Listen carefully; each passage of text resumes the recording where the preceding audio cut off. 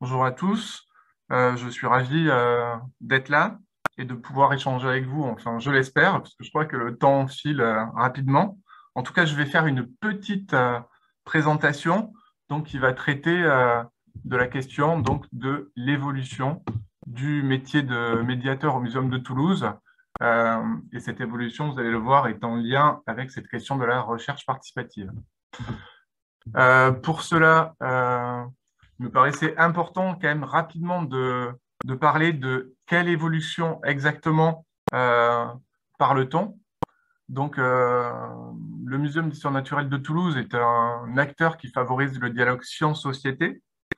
Il favorise principalement une forme de dialogue science-société qui est, qu'on va qualifier de diffusion vers, donc des actions de médiation scientifique fondées sur une transmission des connaissances scientifiques vers la société, les citoyens. Donc, c'est une forme de médiation scientifique. Voilà, la diffusion vers, c'est un peu un élément traditionnel donc, des actions de médiation au Muséum d'histoire naturelle.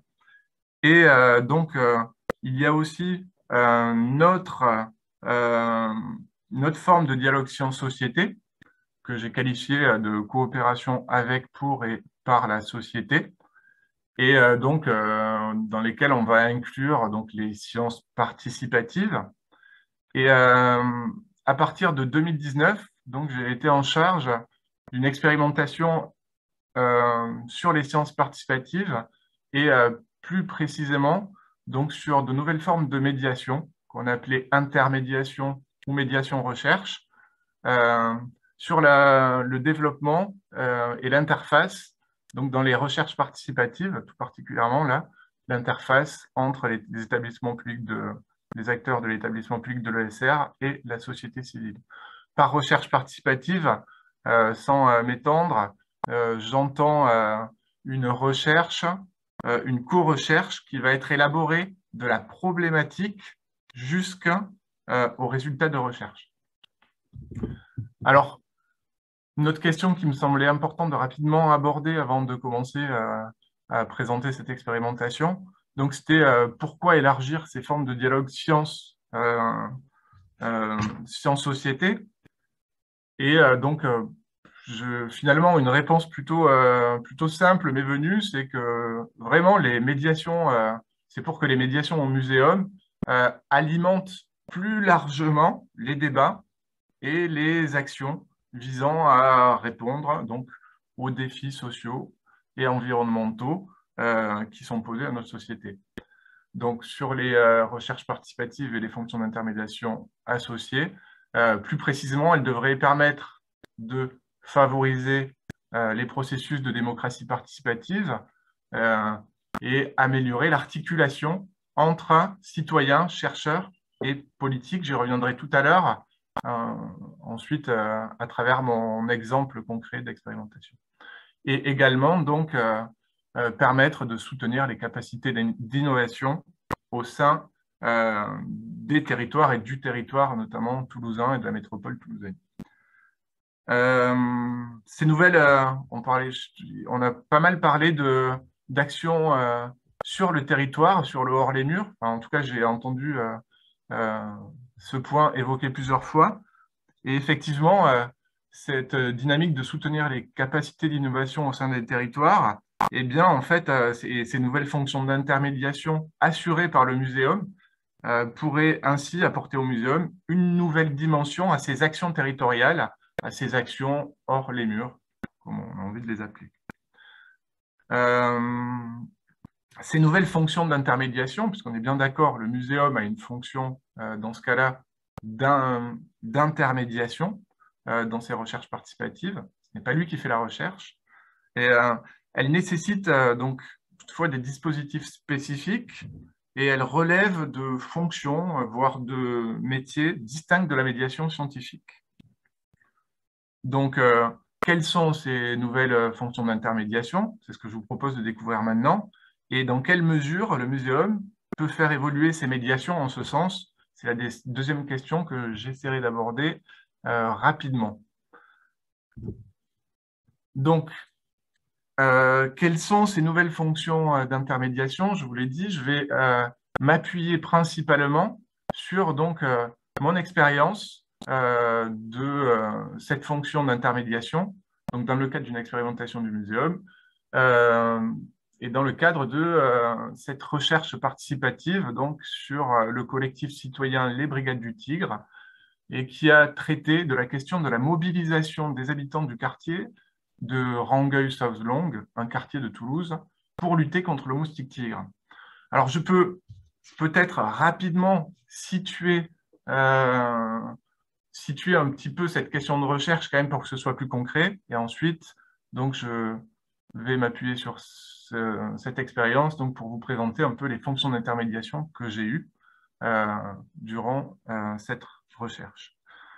Donc, cette question de la mobilisation des habitants, donc prolifération des moustiques tigres, c'est un véritable sujet et une véritable question à Toulouse. Donc, c'est assez problématique. Et en fait, on sait ce qu'il faut faire pour limiter la population de moustiques tigres. Mais malgré des actions de sensibilisation et de communication des pouvoirs publics, force est de constater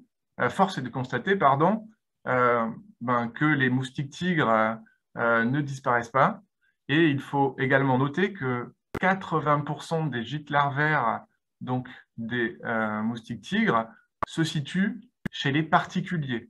Donc, nous savons ce qu'il faut faire pour limiter la population de moustiques tigres. 80% des gîtes larvaires sont chez les particuliers, mais en fait, il n'y a pas de mobilisation des habitants pour donc, la problématique pour lutter contre les moustiques tigres, c'est comment on mobilise les habitants. Et donc, cette question, elle vient de donc, cette initiative de ce collectif de citoyens qui lui, a, dans son quartier, dans ce quartier de Rangueil, réussi à créer une réelle dynamique de mobilisation d'ampleur des habitants de ce quartier et pour lutter contre le moustique tigre. Donc, finalement, la question est, là où les pouvoirs publics n'arrivent pas à le faire, qu'est-ce qu'ils ont fait pour que ça fonctionne? Pourquoi les habitants, là, se sont mobilisés et ensuite, l'autre question dans ces recherches, c'était comment aussi améliorer ces dynamiques de mobilisation. Donc ça, c'est le contexte de cette recherche. Pour ce qui concerne les fonctions d'intermédiation, en fait, il faut revenir bien en amont de toutes ces problématiques de recherche. Les fonctions d'intermédiation, elles vont commencer déjà sur le repérage des innovations, d'innovation sociale, repérage même de demande sociale. Et donc, dans le cadre finalement de l'expérimentation que j'ai pu mener, ma première fonction d'intermédiation, ça a été effectivement de faire une veille à travers donc, différents réseaux que je connaissais. Bon, finalement, pour aller vite, c'est dans un journal de quartier que j'ai découvert l'initiative de ce collectif d'habitants, la Brigade du Tigre. À partir de là, donc en repérage, il y a quand même tout un travail de découverte, de rencontres, parce qu'il y a eu 3 rencontres avec, la première était avec 2 personnes du collectif. L'idée était de comprendre un peu mieux ce qu'ils faisaient, de voir si ça rentrait dans des critères aussi de recherche participative, notamment en fait cette question quand même d'intérêt général. Et ensuite voir aussi leur motivation et leur envie de potentiellement s'investir dans une recherche participative autour de leurs actions. J'ai aussi, donc ça fait partie du métier de l'intermédiation, je me suis retrouvé aussi dans des bars, notamment lors de réunions du collectif, où là j'ai rencontré beaucoup plus de personnes. Et au final, donc, lors de cette rencontre dans un bar, là, d'une réunion du collectif, il a été décidé de donner, en fait, d'avoir 2 représentants officiels de ce collectif d'habitants. En fait, ils ne sont pas du tout en association, quoi que ce soit, donc c'était assez informel. Mais donc, il y a 2 représentants de ce collectif qui ont été mandatés pour voir dans quelle mesure il pouvait y avoir cette dynamique de recherche avec ce collectif.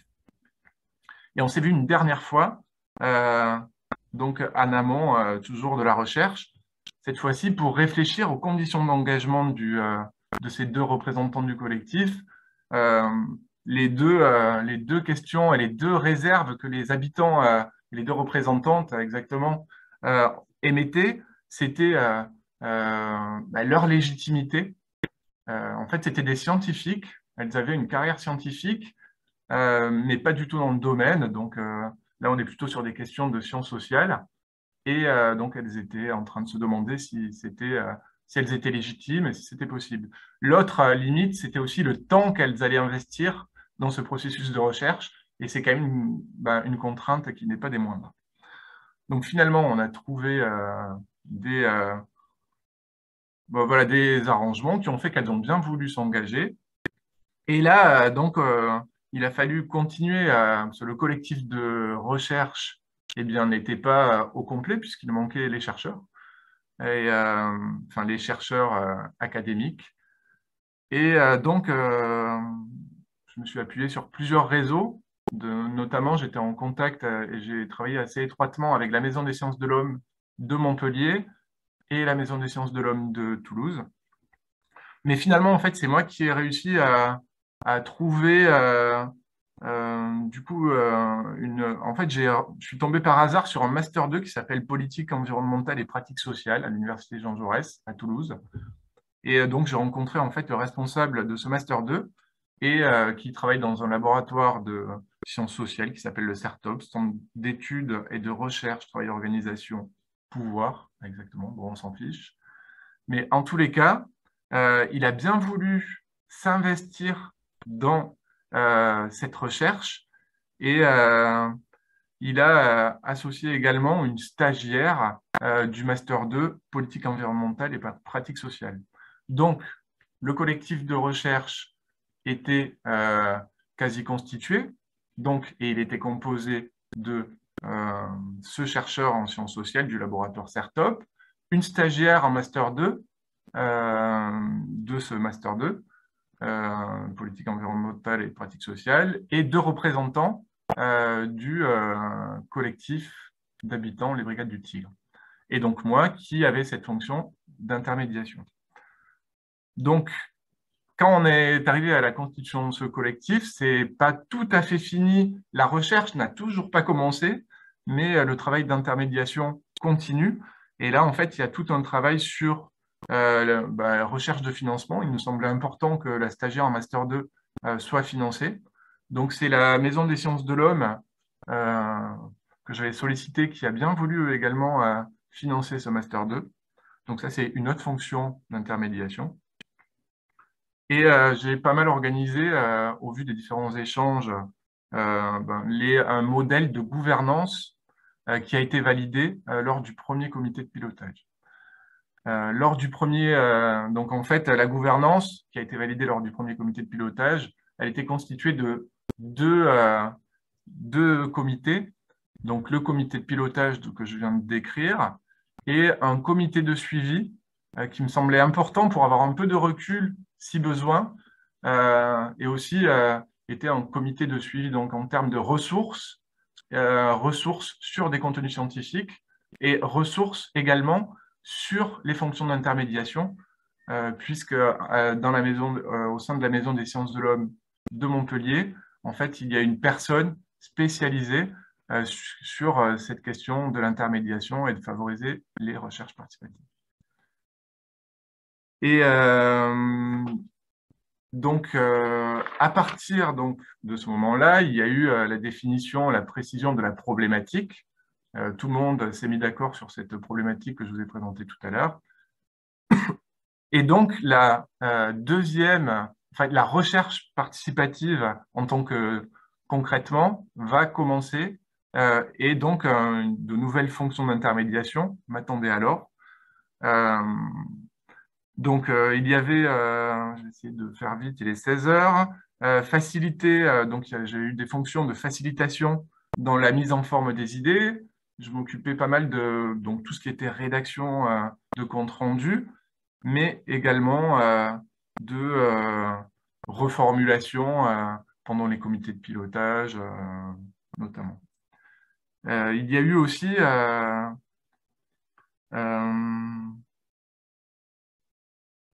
tout ce qui était animer les échanges, favoriser l'expression des différents acteurs au comité de pilotage.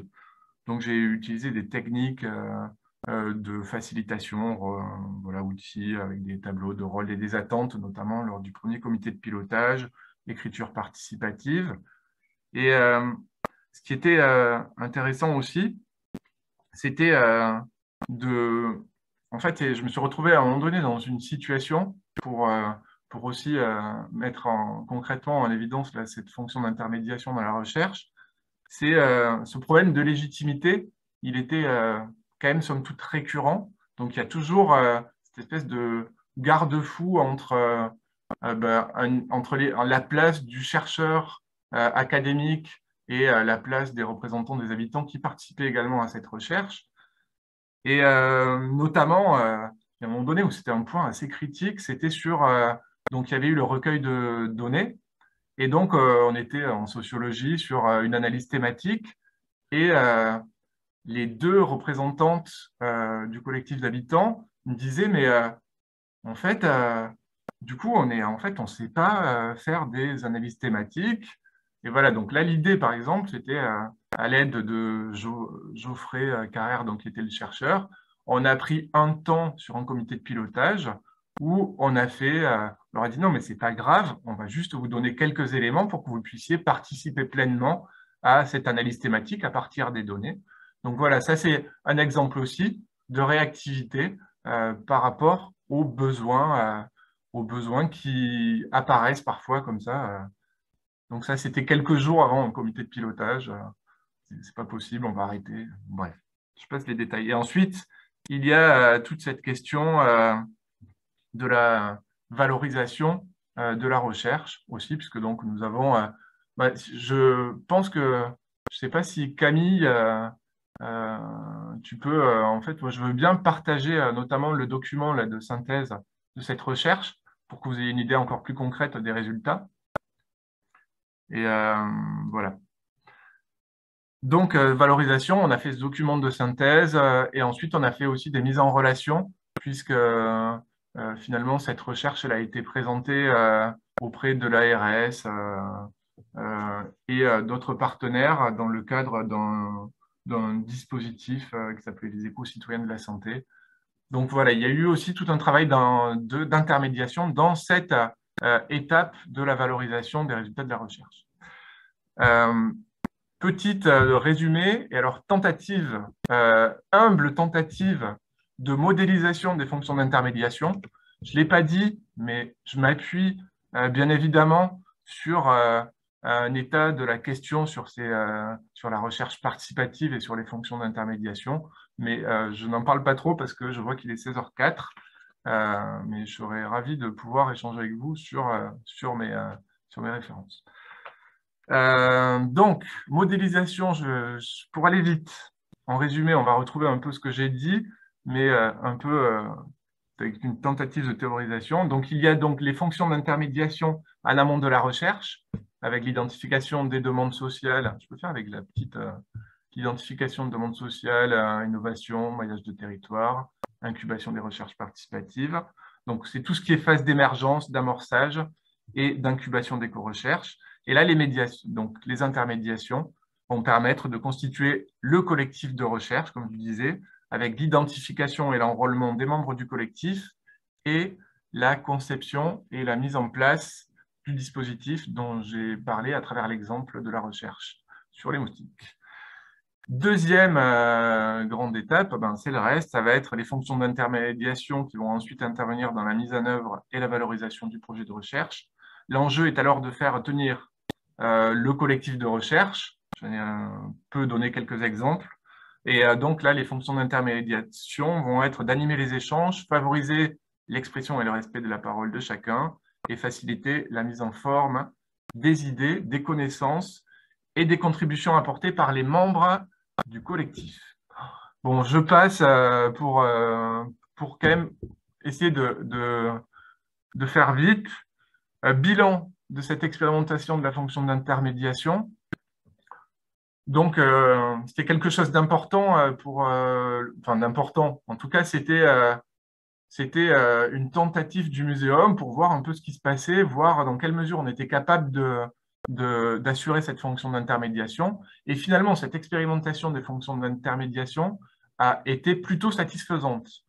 Alors, plutôt satisfaisante parce que les résultats de la recherche participative ont été reconnus par le monde académique de la recherche à travers la validation du Master 2 de la stagiaire. Donc, des résultats plutôt satisfaisants, et même si on pourrait y revenir, mais également, j'ai eu un travail d'évaluation sur mes fonctions d'intermédiation par le collectif de recherche, également satisfaisants et qui font ressortir aussi cette importance finalement de ce rôle de l'intermédiation dans ce processus de recherche participative, en amont et pendant la recherche. Alors imaginez, on était en plus pendant la période, c'était le premier confinement avec le Covid. Donc c'est vrai que voilà, en fait, il y a des moments où j'avoue avoir ramé, avoir poussé à faire tenir ce collectif. Donc effectivement, c'est important de le noter, on va le retrouver dans d'autres travaux, mais il y a cette place importante qui est ressortie également. Sur les compétences, puisqu'on parlait de moyens, c'était un peu le sujet aussi de ce séminaire, les moyens pour la recherche participative dans les musées, les compétences que j'ai mobilisées pour assurer ces fonctions. Donc, il y avait une part de mes compétences que j'ai mobilisées via donc, mes expériences et mes compétences professionnelles liées à la médiation scientifique, donc, et plus largement à l'éducation populaire. Je vais expliquer pourquoi. Donc, des techniques d'animation de groupe, de débat, voilà, un travail de médiation dans l'accompagnement de projet, dans la méthodologie de projet. Bon, voilà, ça fait partie de ce corpus de compétences du médiateur scientifique. Un rôle important, en tout cas une compétence que j'ai beaucoup mobilisée, ça a été le rôle d'animateur-facilitateur qu'on mobilise pas mal dans la pédagogie de projet. Donc ça, c'est pas au muséum que je le développe beaucoup, mais c'est plutôt dans mes expériences passées, notamment dans une association de culture scientifique et d'éducation populaire qui développait beaucoup ces dynamiques-là d'éducation active et de pédagogie de projet. Donc, en tout cas, voilà, ce rôle d'animateur facilitateur, voilà, je l'ai beaucoup mobilisé. Et ensuite, donc, il y a tout un pan de mes compétences qui n'étaient pas trop en relation avec mon métier, mais qui étaient plutôt en relation avec mon cursus de formation et mes engagements associatifs. Donc, ce que je vous mets, ce sont notamment les connaissances du milieu de la recherche et également de la société civile, en Occitanie notamment, de la connaissance des enjeux aussi à l'interface entre sciences et société, et enfin du milieu de l'innovation sociale et de l'économie sociale et solidaire. Les difficultés et les points de vigilance à propos de ces fonctions. Tout d'abord, malgré tout, j'ai quand même rencontré quelques difficultés, bon, on va dire quelques lacunes en termes d'outils de facilitation pour assurer donc cette fonction d'intermédiation lors de l'expérimentation. Et j'ai quand même eu l'occasion, par le biais de la Maison des sciences de l'homme de Montpellier, de me former. Donc, j'ai suivi 3 jours de formation sur tout ce qui est technique de concertation et de facilitation. Et j'avoue que ça a quand même aussi épaissi ma capacité et ma palette d'outils que je pouvais utiliser au vu des situations. En tout cas, j'avais une lacune là-dessus. Point de vigilance que j'ai quand même pu éprouver, c'est vraiment en fait une nécessité d'une vigilance permanente pour identifier les limites, les déviances possibles. Donc, ça, c'était aussi un autre élément. Donc, voilà, tout ce qui est trouver cet équilibre entre les chercheurs du monde académique et les gens de la société civile. Donc, trouver la place de chacun. Donc, voilà, tout ce que j'ai mis, risque de détournement des fins partisanes, instrumentalisation des acteurs. Ça peut être d'ailleurs des chercheurs vers la société civile, comme la société civile vers les chercheurs. Mon problème d'Infox. J'ai mis en évidence aussi, mais vous connaissez sans doute, donc suite au travail de M. Houillet sur les sciences participatives, donc la Charte française des sciences et des recherches participatives, que j'ai utilisée, et notamment ça a été un moment un peu solennel lors du premier comité de pilotage, justement pour essayer de limiter ces déviances directement. Euh, toutes les parties prenantes ont, ont signé la Charte française des sciences et des recherches participatives. Bon, c'est peut-être un peu ridicule, mais en tout cas, voilà, c'était un peu symbolique. Et, ça avait le mérite, en tout cas, de poser le cadre au mieux. Autre élément en termes de difficulté, c'était une certaine réticence, malgré tout, d'une partie des acteurs de l'enseignement supérieur et de la recherche. Bon, rien de nouveau sous le soleil, mais il y a une réelle évolution en fait, du monde de l'enseignement supérieur et de la recherche sur ces questions de recherche participative, mais il y a des interrogations effectivement sur les qualités de cette recherche et sur la diffusion de ces résultats et la reproductibilité.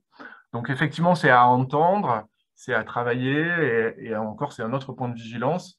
Mais voilà, autant il y a certains chercheurs qui sont maintenant fortement engagés, autant dans la communauté plus largement de l'enseignement supérieur et de la recherche, il y a quand même une partie des acteurs qui est encore vraiment plutôt très réticente. Une autre problématique que j'ai rencontrée également lors de ma fonction d'intermédiation, ça a été une remise en cause de ma légitimité dans les fonctions d'intermédiation due à 2 points. Le premier était que je n'avais pas de thèse. Donc ça a été assez surprenant pour pas mal de partenaires, hein, puisque ma collègue qui travaille sur les recherches participatives et qui assure la fonction d'intermédiation à la Maison des sciences de l'homme de Montpellier n'a pas de thèse et pourtant assure brillamment cette fonction. En tout cas, voilà, c'était un élément qui me semblait important à souligner et qui peut-être met un exergue malgré tout finalement une nécessité en fait de re-questionner les postures de tous les acteurs, mais les postures des acteurs de l'enseignement supérieur et de la recherche également, notamment dans ces rapports peut-être prédominants parfois de la place de la recherche académique dans ces questions de production de savoir. Voilà, donc toujours cette idée de trouver un équilibre. En tout cas, voilà, ça c'était aussi assez surprenant, mais c'était une difficulté. Et il m'a été reproché une deuxième chose qui était encore une fois assez surprenante, c'était mes engagements militants par ailleurs, voilà, donc qui n'avaient pas grand-chose à voir, mais je sais pas, j'avais été googlisé à un moment donné, je sais pas trop quoi. En tout cas, voilà, ça a été, finalement, j'ai mis ça sous le couvert donc de la réticence d'une partie des acteurs de l'enseignement supérieur et de la recherche, même si ensuite, effectivement, je l'ai déjà mis, il faut une vigilance permanente pour limiter les déviances possibles. Je vais passer largement, il y a la question du modèle économique, en l'occurrence pour le muséum d'histoire naturelle, ben là on est sur donc une collectivité territoriale, sur de la fonction publique territoriale, de collectivité territoriale, et donc en fait c'est un peu particulier, mais effectivement il y a d'autres acteurs qui font aussi des fonctions d'intermédiation et qui sont dans le monde associatif, etc. Et donc, il y a des problématiques du modèle économique pour assurer ces fonctions d'intermédiation, notamment dans cette phase, il y a toute une phase, là, financement des phases d'émergence, d'incubation d'éco-recherche. Voilà, en fait, ça, c'est très peu. Il y a des appels à projets où, voilà, quand on a la question de recherche, quand il y a la recherche qui est à peu près prête, tout va bien. Mais avant, toutes ces phases d'émergence et tout ça sont un peu pas très visibles, notamment dans les financements. Bon, je vais peut-être m'arrêter là, il est 16h15 pour peut-être, je ne sais pas, laisser la place aux questions. En tout cas, voilà, le muséum continue à consolider cette fonction d'intermédiation recherche au muséum aujourd'hui. Donc, on continue une nouvelle expérimentation des fonctions d'intermédiation. On est sur une piste là sur la question de la végétalisation des cours d'école et l'évolution des pratiques éducatives qui y sont associées. Donc ça, c'est une piste qui est en train d'être développée, que peut-être donc et qui va peut-être être la nouvelle recherche participative qu'on va accompagner. Enfin, d'ailleurs, ça a déjà commencé finalement, les fonctions d'intermédiation. On participe également aussi à la structuration d'un réseau régional associant, j'ai mis association des acteurs publics de l'enseignement supérieur, de la recherche et, on va dire, de la société civile, du tiers secteur de la recherche. L'idée est aussi de trouver une place avec l'ensemble des acteurs présents sur le territoire pour répondre au mieux à cet objectif de dynamiser, renforcer et favoriser ces recherches participatives. Et d'ailleurs, donc là, on est en train de faire une contribution au schéma régional de l'enseignement supérieur recherche innovation 2022-2027, qui est en train d'être établi en ce moment sur la région Occitanie. Et ensuite, il y a une participation aussi, pour l'instant pas encore sûre, mais donc on est sur la rédaction d'un projet ANR qui est notamment sur la constitution d'une communauté de pratique, qui est aussi très difficile. Je ne sais pas, je vous conseille... je m'appuie pas mal sur aussi le livret blanc, sur prendre la société de la connaissance au sérieux, qui met justement en évidence euh, cette, ce morcellement en fait, d'expériences de fonctions d'intermédiation dans plein de secteurs différents, agriculture, santé, mais en fait, il y a très peu, finalement, tout le monde est dans son précaré, et il y a alors qu'il y a plein de points communs qui paraissent ressortir. Et donc, la communauté de pratique est pas encore, au point. Bref, je m'arrêterai là. Je vous remercie. J'espère que... Merci beaucoup. C'était en tout cas très intéressant et surtout de voir le métier de médiateur qui devient quasiment un coordinateur de projet, enfin même complètement, qui évolue à un point assez important. J'imagine que beaucoup d'entre vous doivent partir, donc je vous présente mes excuses pour ce petit dépassement. Je pense que on a eu un peu trop d'ambition pour le nombre de participations. Les 15 minutes, c'est trop court. On va revoir ça. Mais donc, si jamais vous devez partir, n'hésitez pas à m'envoyer des questions par mail, à me mettre vos questions dans le chat.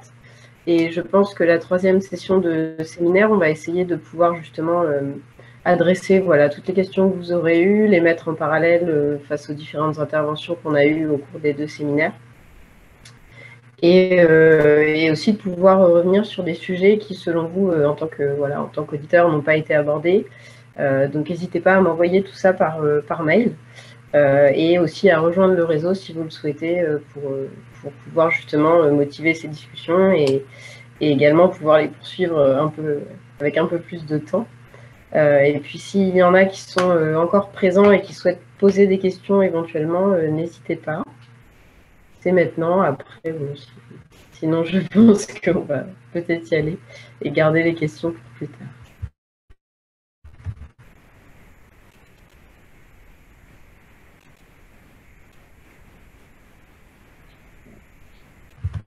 Est-ce que je peux me permettre de poser une question? Oui, absolument. Voilà. Il faut bien qu'il y ait quelqu'un de bavard qui se décide.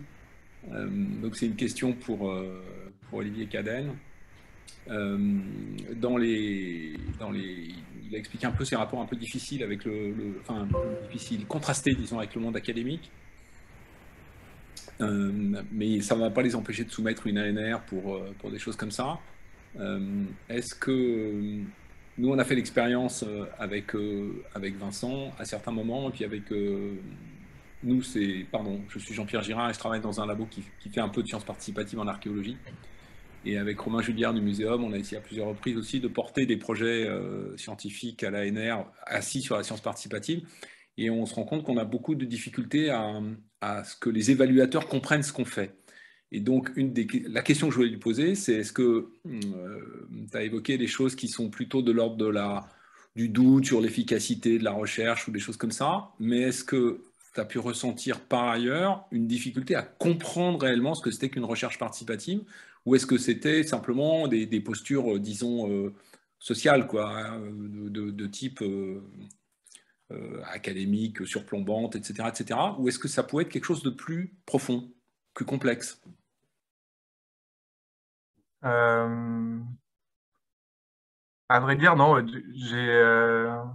en fait, j'ai quand même eu du mal, notamment quand j'évoque les problématiques, là, quand on me met, quand on me re-questionne, hein, quand on met en doute ma légitimité parce que je n'ai pas de thèse ou parce que j'ai un engagement militant par ailleurs, alors qu'en plus je suis fonctionnaire, donc avec mes droits et mes devoirs de réserve également.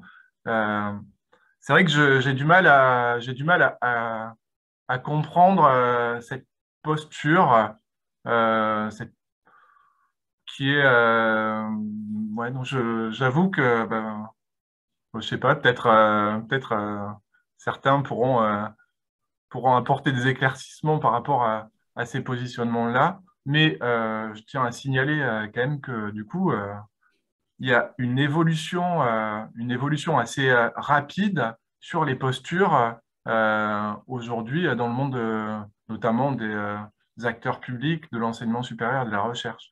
En fait, ce sont quand même, ça c'est à noter. Et je crois il y a alors, enfin, je suis sûr, je ne sais plus comment ça s'appelle, mais c'est à l'INSERM, il y a eu une étude justement sur les représentations des chercheurs de l'INSERM sur tout ce qui est recherche participative et s'ils voulaient y participer ou pas. Et en fait, qui est assez intéressante. Donc, alors, je ne saurais pas vous dire exactement la référence. Donc, voilà. Ok, merci.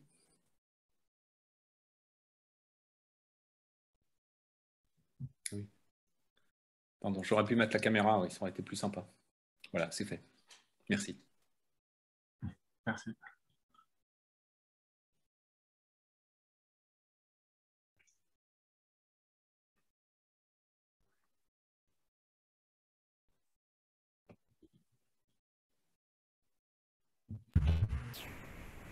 Si personne n'a plus rien à dire, je veux bien poser une deuxième question. Oui, on a plus trop de candidats. Après, j'imagine que c'est peut-être l'horaire qui...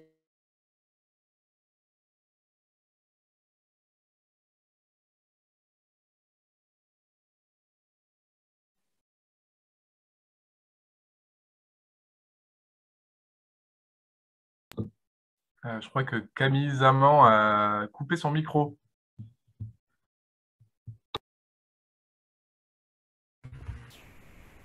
Oui, alors j'ai coupé mon micro, mais il me semble que Jean-Pierre avait une question. Oui, je voulais poser la question de la problématique de la recherche. On a eu beaucoup d'expériences qui ont été présentées ici, soit directement par Muséumix, soit indirectement par Laurent Manœuvre ou par Vincent Puig. Et on voit que dans certains cas, on est vraiment au cœur d'une problématique de recherche. Et dans d'autres cas, je fais écho à plein de conversations qu'il y a eu précédemment dans des webinaires de Participarc. Dans d'autres cas, on est clairement du contributif ou dans du collaboratif, ou les deux, mais on est un peu plus loin de la recherche. Donc, je me demandais si Vincent, par exemple, ou d'autres, vous aviez un commentaire par rapport à ça. Et pendant que je parle de Vincent, il m'a semblé qu'à plusieurs reprises, que le terme a été prononcé ou pas, l'organologie, enfin l'impact du numérique, les dispositifs, etc., avait un rôle majeur, quoi. Et donc, je me demandais si l'un ou l'autre, les uns ou les autres, ou les unes ou les autres, vous pouviez avoir une ou deux remarques à ces deux sujets. pour moi, pour faire recherche, il y a deux choses importantes. Il y a la question de l'écriture. Toute science est une définition, par définition, toute recherche doit faire l'objet d'une publication, une mise en public, pour une mise en débat aussi. Donc, ce qui arrive souvent dans les projets participatifs, notamment dans le champ culturel, c'est qu'on n'a pas forcément les moyens d'avoir aussi ce nécessaire passage par la publication, c'est-à-dire finalement par la synthèse. Parce que souvent dans les projets des projets participatifs, on est plutôt dans l'analyse, enfin au sens où on capte beaucoup de choses, on observe beaucoup de choses, ou bien on crée beaucoup de choses. Mais synthétiser pour publier, qui est typiquement un acte de recherche, on n'a pas forcément ni le temps, ni l'argent, ni les moyens pour le faire. Et deuxième élément qui manque souvent dans les projets, c'est la capacité, c'est le temps long. Parce que la recherche ne peut se concevoir aussi que sur le temps long.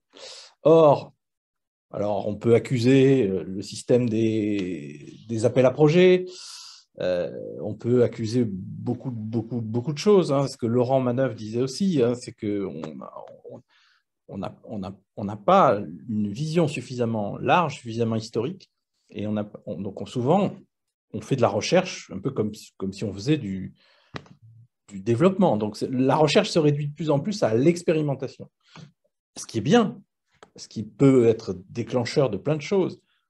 Mais il faudrait pouvoir enchaîner après l'expérimentation, donc dans des phases de recherche plus longues, plus approfondies, de manière à pérenniser. Alors pérenniser les dispositifs, parce que tout ce que je vous ai montré, et Laurent vous l'a rappelé, beaucoup de choses ont disparu, parce que ce n'est pas pérennisé. Pourquoi? Parce qu'il n'y a pas cette capacité à justement continuer sur le temps long à mener ces projets de recherche participative.